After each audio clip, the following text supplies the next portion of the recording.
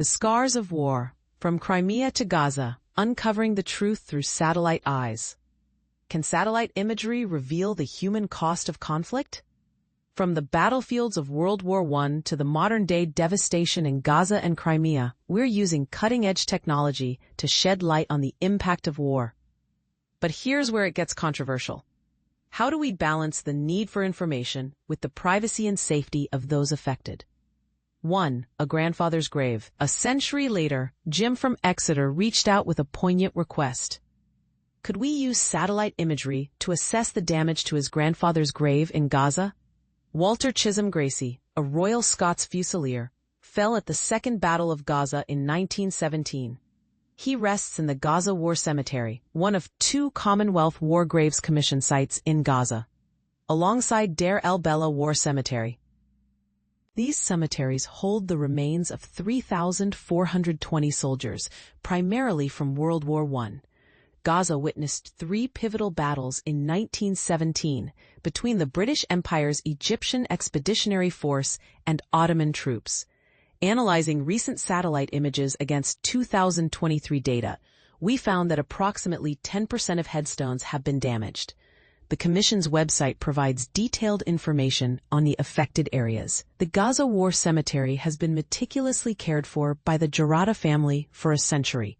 Head gardener Ibrahim Jarrada, his team, and their families were evacuated to Egypt over a year ago. Jarrada promises to document the cemetery's condition upon his return to Gaza. And this is the part most people miss. These graves aren't just stones, they're reminders of lives cut short, families forever changed, and a history that continues to shape the present. 2. Returning to rubble. Gaza's devastation laid bare.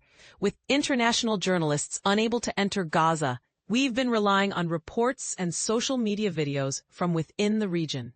Footage shared this weekend reveals the extent of destruction in Khan Yunis, Gaza City, and Al-Zahara.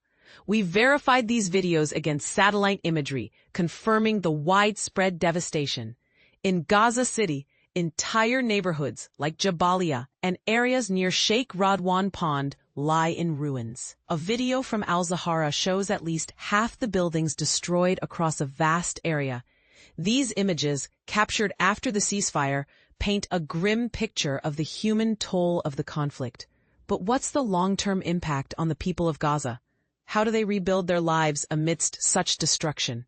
3. Crimea's burning fuel depots, a recurring target satellite data, and verified photos confirm another massive fire at a fuel depot in Russian-occupied Crimea.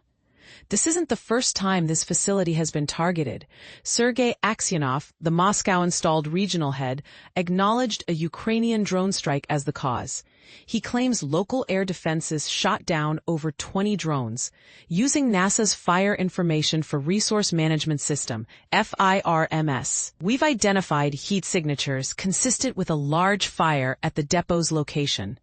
This attack raises questions about the vulnerability of critical infrastructure in occupied territories and the escalating tensions in the region.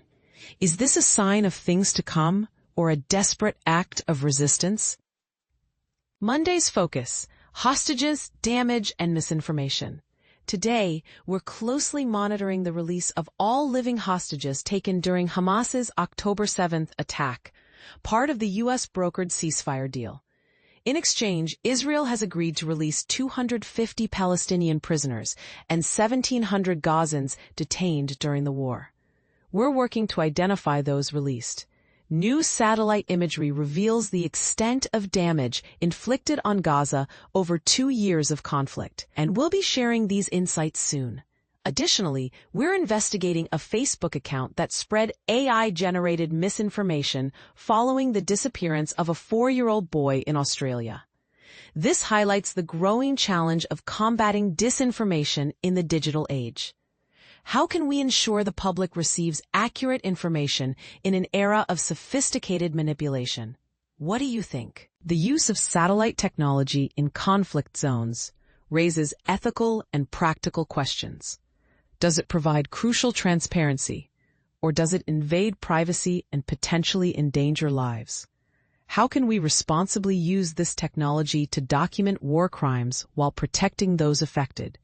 Share your thoughts in the comments below.